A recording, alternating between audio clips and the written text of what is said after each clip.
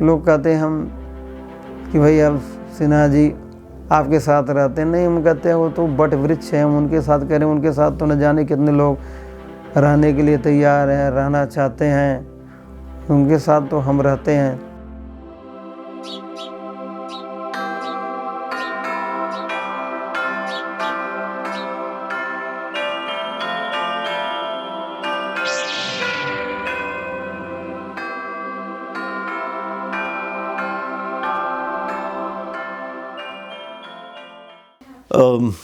मित्रों, लगातार गुरुजी के पास आना होता ही है और ये बहुत बड़े सौभाग्य का हिस्सा है कि यहाँ आना हो पाता है। और हमारे भी मन में से कामना आती है कि जीवन के सब काम कहीं ना कहीं ठहर जाएं, थम जाएं, तमाम जो संभावनाएं हैं वो कहीं जाके विराम कर लें और हमें गुरुजी के चरणों का सानिध्य मिल जाए, बस और कुछ नहीं चाहिए। तो यहाँ गुरुजी रहते हैं, अपने घर में रहते हैं और साथ में प्रेम जी हमारे बड़े भाई रहते हैं। तो गुरुजी के पुत्र से कहीं बढ़कर वो शिष्य हैं, वो बहुत कुछ हैं। और गुरुजी की जो पूरी की पूरी जो परंपरा रही है वो इसी तरह की रही है। गुरुजी के जो इस तरह के जो लगातार की जो परंपरा है, शिष्यों की परंपरा है, वो उनकी संतति से कहीं बढ़ के हैं। और उन सब के लिए भी गुरुजी अपने परिवार के किसी बुजुर्ग से कहीं बढ़कर हैं। तो गुरुजी को जिस स्वरूप में हम देखते हैं, वैसे तो उसके पीछे गुरुजी की अपनी जिजीविषा, अपना दर्शन, अपनी प्रतिबद्धता है।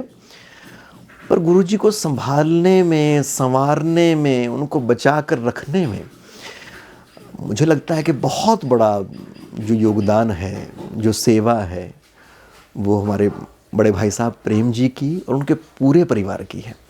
ऐसा है, हम शहर में एक प्रतिष्ठित हनुमान मंदिर है, वहाँ उसमें हम रहते थे और बिरला मंदिर में पढ़ाई करते थे।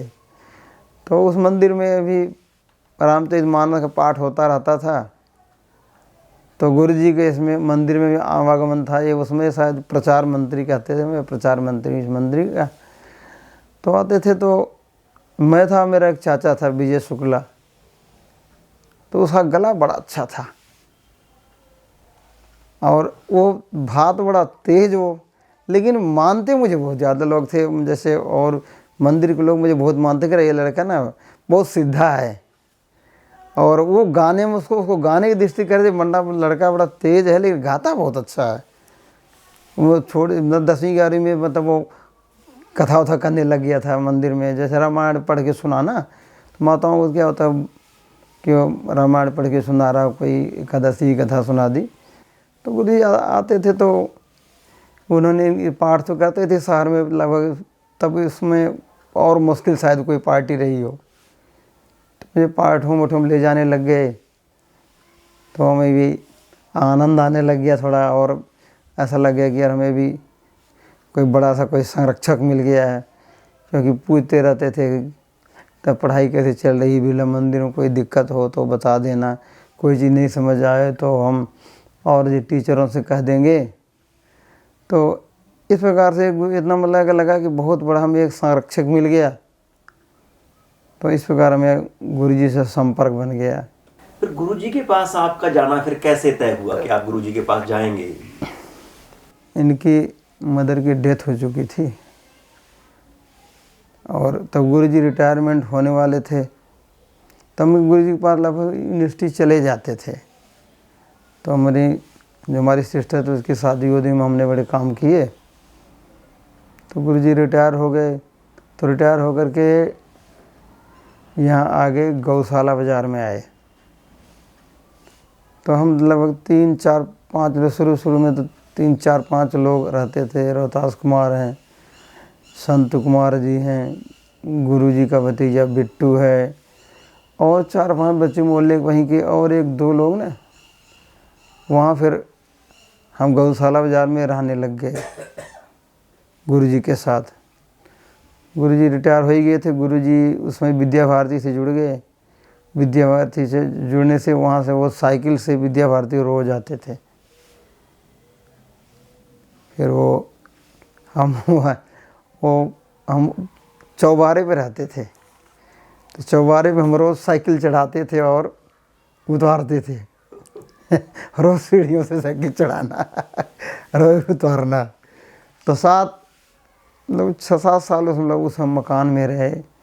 ऐसा जी, मैं लगभग मैं एक टाइम लगभग अकेले में सबका खाना बनाता था और साफ़ सफाई भी करता था, और बाकी लोग बस खाने में इतना इंटरेस्ट नहीं लेते थे, तो मैं ही ज़्यादा करके, और कपड़े सारे मिल के हम ना इकट्ठे जो है ना मोटर चला देते थे, टब में कपड़े भिगो देते थे, पैर से खूब कुचलते थे खूब, और अक्सर रात में पानी तेज़ आता था, रात में हम खूब मतलब कपड़े धोते थे। रात में सारे इकट्ठे होते थे, कोई कहीं पढ़ने जा रहा है, कोई कहीं पढ़ने जा रहा है, रात में सवेरे सवेरे सब अपने अपने स्कूल कॉलेज को जहाँ जहाँ जाना हो चले जाते थे। गुरुजी भी चले जाते थे, तो शाम को आते थे, तो दोपहर भी जो रह जाता था वो खाना वाना बना लेता था। तो शाम को सारे इकट्ठे लगभग मिल के सारे खाना बनाते थे। गुरुजी तो सवेरे वो तो 9-10 बजे चले जाते थे विद्या भारती, अपना 1-1:30 बजे आते थे। आने के बाद खाना खाते थे, तो गुरुजी के पास तो आने जाने वाले बहुत लगे रहते थे। हम लोगों को भी जो कुछ हो, कोई पीएचडी करने वाला, कोई एमफिल वाला, कोई न कोई आता ही रहता था। हम लोगों को भी जो कुछ पूछते थे बताते थे। तो गुरुजी की तो दिनचर्या बहुत व्यस्त रहती थी, और कभी भी किसी को कुछ नहीं कहते थे। नीचे वहाँ विजय करियाना की दुकान थी, उसी से सारा सामान वामान आ जाता था, और गुरुजी महीने में उसका पेमेंट कर देते थे। तो मतलब इतना आनंद आता था। तो हम 5-6-7 लोग लगभग रहते थे। अनूप कुमार जी थे, आजकल परशुराम कॉलेज में है फिलॉसफी के लेक्चरार। तो 2-3-4 बच्चे तो वो लोकल लगभग समझ लो वहाँ के थे। वो भी जैसे दिनेश आजकल चंडीगढ़ में है, वो है, और संजय हैं या रोशन हैं, और कई लोग सारे दिन मतलब कोई न कोई बच्चे रहते थे, वहाँ पढ़ते रहते थे, अपना गपशप मारते रहते थे। गुरुजी की दिनचर्या तो ऐसी ही चलती थी, मतलब हमेशा कोई न कोई आने वाला लगा ही रहता था। उनको तो अपने आराम से कोई वही नहीं, जैसे विद्या भारती साहब वैसे खाना खाए या नहीं खाए, कोई न कोई आके बैठे ही रहता था। तो गुरुजी की दिनचर्या तो बहुत व्यस्त रहती थी।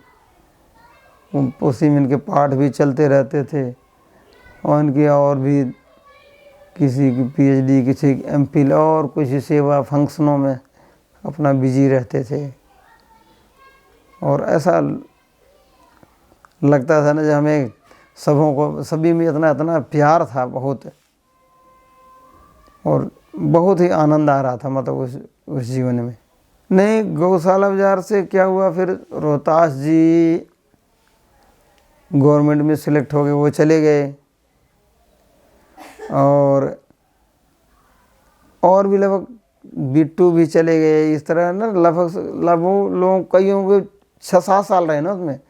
6-7 साल लोगों कईयों की एडजस्टमेंट हो गई, और उसी मकान में हमारी भी गीता स्कूल में नौकरी लग गई थी।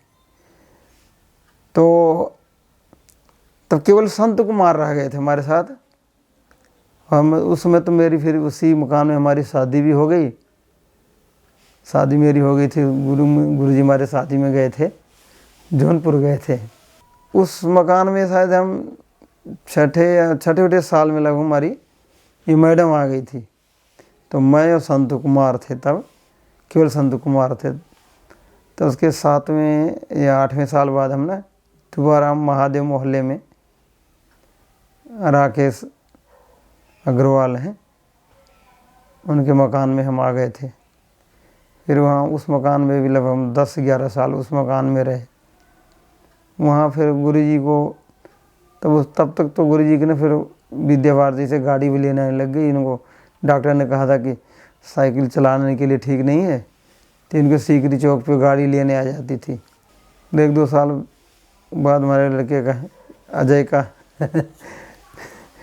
हाँ, उसका जन्म तो खैर गांव में हुआ था। हाँ, तो वो आ गया था। तो गुरुजी डेली अपना ये करते थे, रोज़ आते समय जैसे आते थे अपना कोई कुरकुरे कुछ न कुछ लेके बच्चों के लिए आते थे।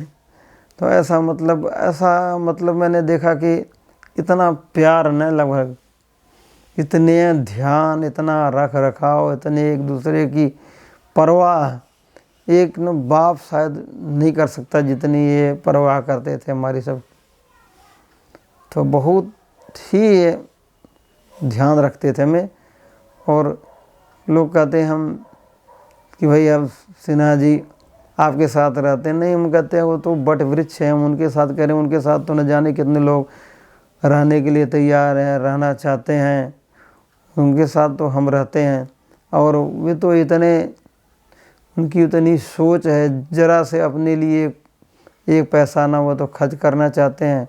हम लोग ज़रा से अस्वस्थ हो जाएं, बीमार हो जाएं, चारों तरफ फ़ोन करना, दवाइयाँ लाना, परवाह करना, बार बार डॉक्टर को दिखाना, मतलब बार बार मन को धुन रहती है जल्दी से ठीक हो जाए। लेकिन खुद अगर बीमार हो जाएं तो छोटे मोटे डॉक्टरों को दिखा लें, कहीं वो ज़्यादा पैसा लगेगा उसके यहाँ नहीं जाएंगे।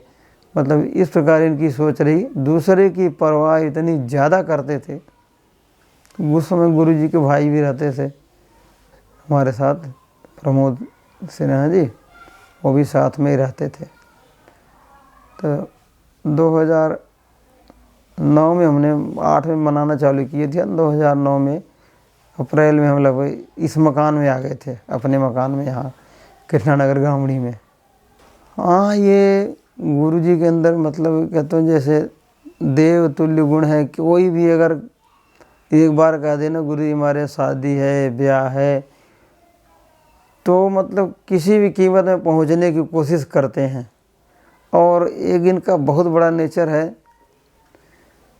जो सबको, ये तो सबको अपना मानते हैं और किसी को अपने इनके इतना अधिकार से कहते हैं, अरे उसके पास जाओ, वो तो हमारा बेटा है, वो तो मेरा शिष्य है, वो आपको 100% काम करेगा। इनका मतलब इतना, हम चाहे उनको इतना विश्वास न दिला पाएँ, लेकिन इनको इतना अधिकार होता है, इतना इनको अंदर से होता है कि अरे ये बंदा ना हमारा है।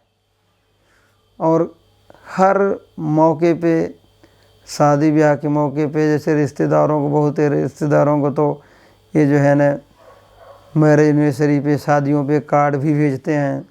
और दीपावली के अवसर पर तो लगभग 500-600 कार्ड लगभग होते हैं। मैं है, संत कुमार हैं, श्याम गोपाल जी हैं और कई लोग हैं मिल करके ना ये गुरुजी कार्डों को लगभग, जो भी इनको अपने हैं, जिनको अपना बहुत खास समझते हैं, उन सब के पास अपनी शुभकामनाएँ दीपावली के अवसर पर तो विशेष रूप से ज़्यादा, और नए वर्ष के चैत्र प्रतिपदा पर, उस पर भी ये अपनी शुभकामनाएँ लोगों के पास भेजते हैं। उसको हम बांट के आते हैं, 2-3 दिन लग जाते हैं लगभग, बांट के आते हैं। और गुरुजी के अंदर बहुत ही मतलब जोड़ने की बहुत ही कला है। किसी के हम आपस में अगर हम कुछ बात कर लेंगे ना, अगर उसके सामने रखेंगे तो ये किसी की शिकायत सुनेंगे नहीं और सुन के अपने आप मौन हो जाएंगे कि ये बच्चे हैं, आपस में थोड़ी बात कर लिए होंगे फिर ठीक हो जाएंगे। न तो हमें बुरा कहे, न उनको बुरा कहे, और इस प्रकार से अंदर सबकी ये सहन कर जाते हैं। हम सोचते हैं कि गुरुजी हमें बहुत ज़्यादा स्नेह करते हैं, वो सोचते हैं गुरुजी बहुत ज़्यादा स्नेह करते हैं, और कोई समझ नहीं पाता इनकी बातों को किसको ज़्यादा स्नेह करते हैं। मैं सोचता हूँ कि हमें बहुत गुरुजी स्नेह करते हैं, और दूसरा कोई और हो वो सोचता है यार हमें बहुत स्नेह करते हैं, हमारी बात टाल ही नहीं सकते गुरुजी। तो ये इनके अंदर ये कि स्नेह देने की इतनी बड़ी कला है, ये बहुत कम लोगों में मैंने देखो अपने इनके साथ रह के बहुत अच्छे अच्छे लोगों के पास जाने का अवसर मिलता है। लेकिन ऐसा मैंने नहीं देखा कि भाई कोई कहता है वो हम बहुत प्रिय है, वो कह वो भी हमारा प्रिय है, वो भी हमारा प्रिय, वो भी हमारा प्रिय। ये पता ही नहीं लगता किसको अधिक स्नेह करते हैं। हम 7 8 9 लोग रहते थे, और 9 8 9 लोगों में हर आदमी का नेचर अलग अलग होता ही होता है।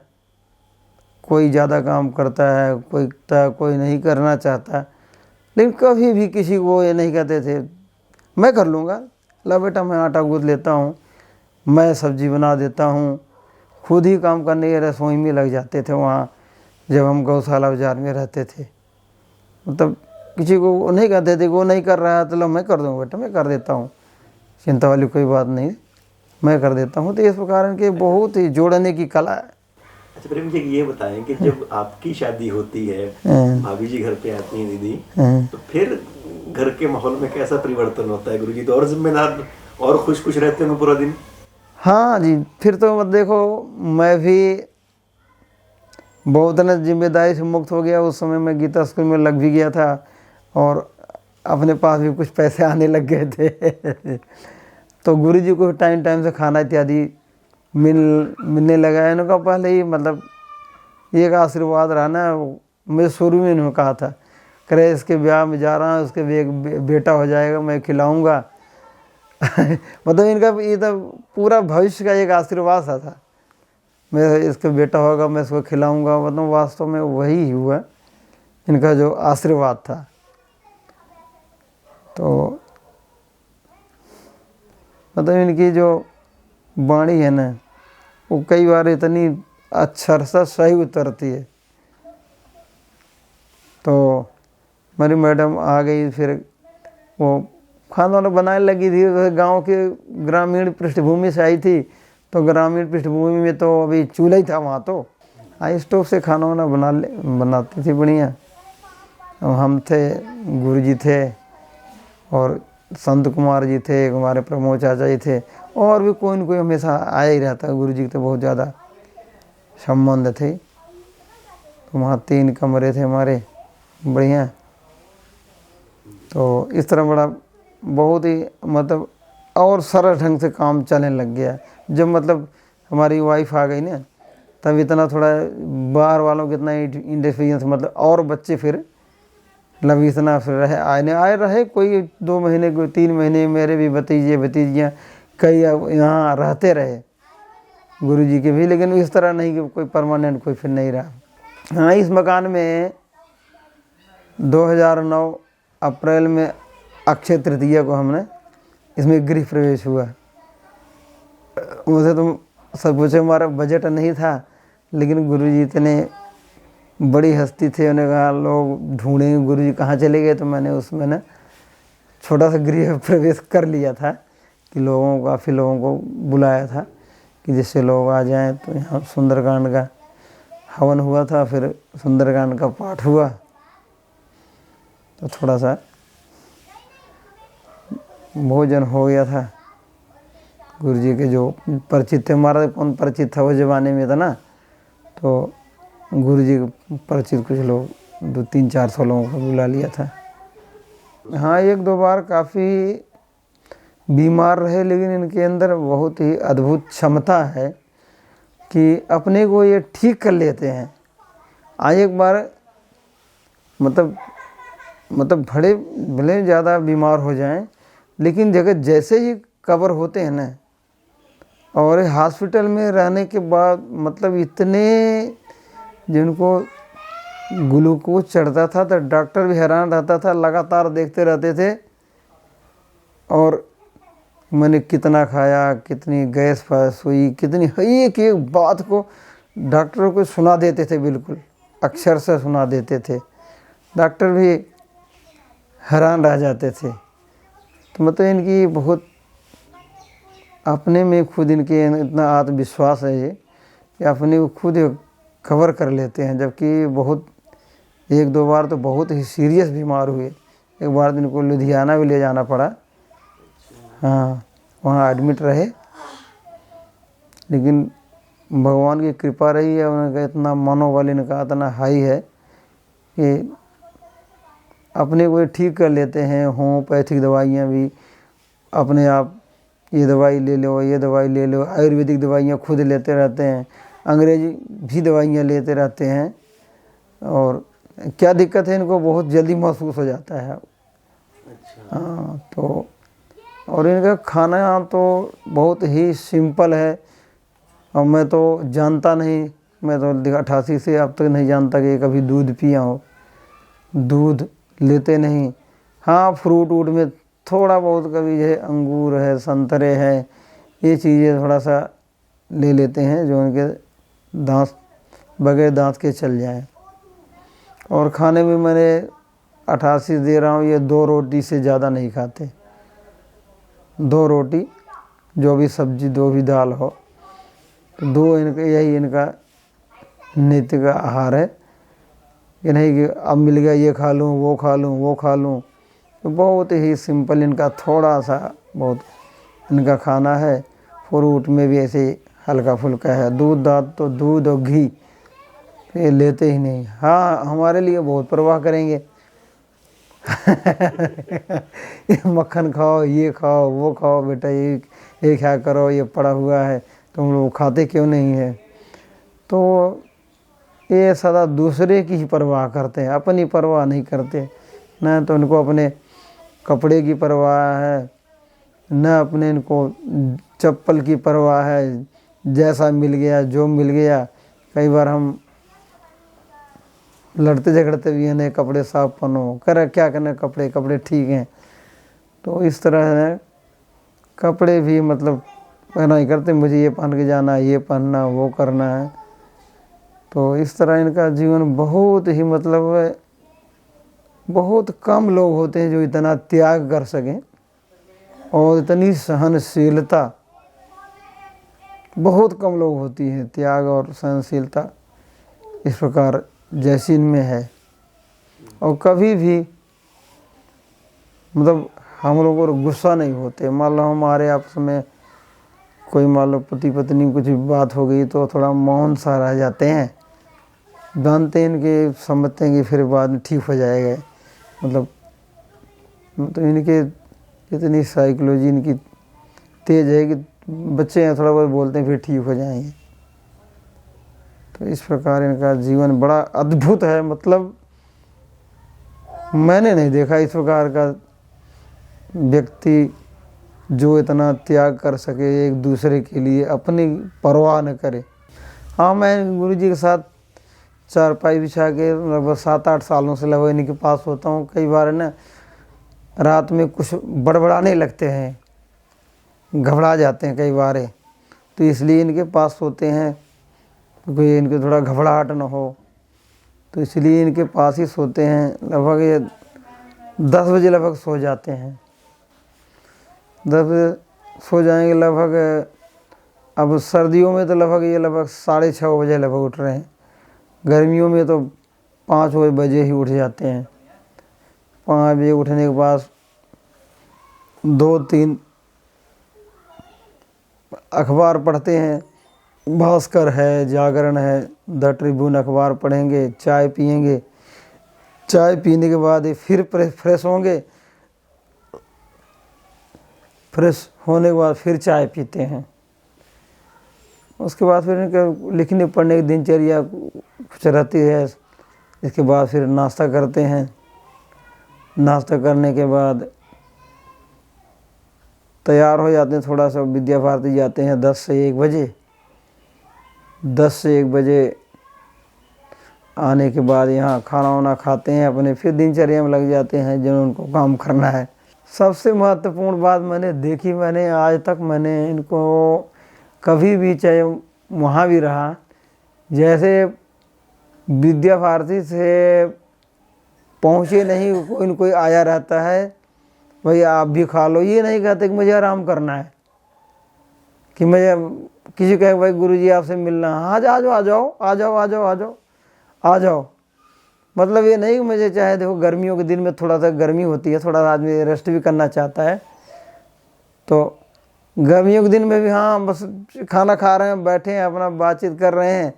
मतलब अपने खुद के आराम करने के लिए इन्होंने सोचते ही नहीं कभी। हाँ मतलब जितना कोई इनसे कोई फ़ायदा उठा ले, किसी को ज्ञान दे दे, इनका ज्ञान का वितरण हो जाए, मतलब इनका यही बहुत बड़ा लक्ष्य रहता है कि हमारे से कोई फ़ायदा उठा ले।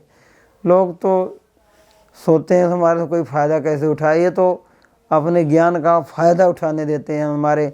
मैं तो अपने को बहुत बड़ा भाग्यवान समझता हूँ जो मैं इनकी छत्र छाया में रह रहा हूँ। नहीं तो आदमी पता नहीं यानी न जाने क्या होता, कहाँ होता, क्या मजदूरी करता, क्या करता। मेरा यही रहता कि मैं इनको मतलब छोड़ के कहीं न जाऊँ, जिससे मैक्सिमम इनके पास हमारे क्योंकि संतुष्ट रहता है कि प्रेम बैठा है ना, तो मुझे कोई दिक्कत नहीं आएगी। तो मैं ज़्यादा इधर उधर और कामों में न व्यस्त होकर के मैं इनके साथ मैक्सिमम रहना चाहता हूँ कि क्योंकि मैं इनके रहता हूँ तो ये इतने खुश रहते हैं कि मेरे पास बैठा हूँ, मैं कोई दिक्कत होगी तो मुझे फटाफट ले जाएगा। जैसे हमें विश्वास है कि इनके रहते हुए हमारा कोई बाल बांका नहीं हो सकता, क्योंकि ये इतनी हमारी ध्यान रखते हैं हर चीज़ में। तो ऐसे में रहता कि भाई ये जीवन में है, अगर ये स्वस्थ रहेंगे इनसे, इनके माध्यम से न जाने और कितने लोगों का फ़ायदा होगा। हमारा तो फ़ायदा हुआ ही है, हमारे परिवार को फ़ायदा हो, हमारे बच्चों को इतना अच्छा संस्कार मिल रहा है, स्नेह मिल रहा है, प्यार मिल रहा है। तो यही रहता है कि बच्चे हमारे भी इतना रहते हैं कि बाबा कुछ न हो, बाबा कोई दिक्कत नहीं आए। तो बाबा भी मैं चला जाता हूँ तो बच्चों को कह देता हूँ बेटा बाबा के पास बैठना, क्योंकि बाबा ना अकेले ना थोड़ा उनका आदत है समाज में रहने की। उनको अकेले न रहने की आदत नहीं, उनको ज़रा से मतलब कोई हट जाता उनके साथ कोई रहे, बोलते रहेंगे बच्चों से, कुछ पूछते रहेंगे बेटा तुझे क्या खाना है, क्या करना है। मतलब इनको मतलब ऐसा व्यक्ति है कि हमेशा कोई साथ रहे, मेरे से बातचीत करता रहे। तो हमारी कोशिश है, क्योंकि हम इनके नेचर समझ गए हैं कि ये बिना आदमी के रह नहीं सकते 1 मिनट। इसलिए मैं गांव इत्यादि जाता हूं तो मैं 3, 4, 5, 6 दिन में जल्दी आने की कोशिश करता हूं, क्योंकि उनको पता है कि बिना प्रेम रहेगा तो मेरे कोई दिक्कत नहीं होगी। जैसे कोई दिक्कत होगी फटाफट मैं कहीं ले जाएगा, और कोई होगा जानते हैं कि मेरा बहुत ध्यान रखता है हर दृष्टि से।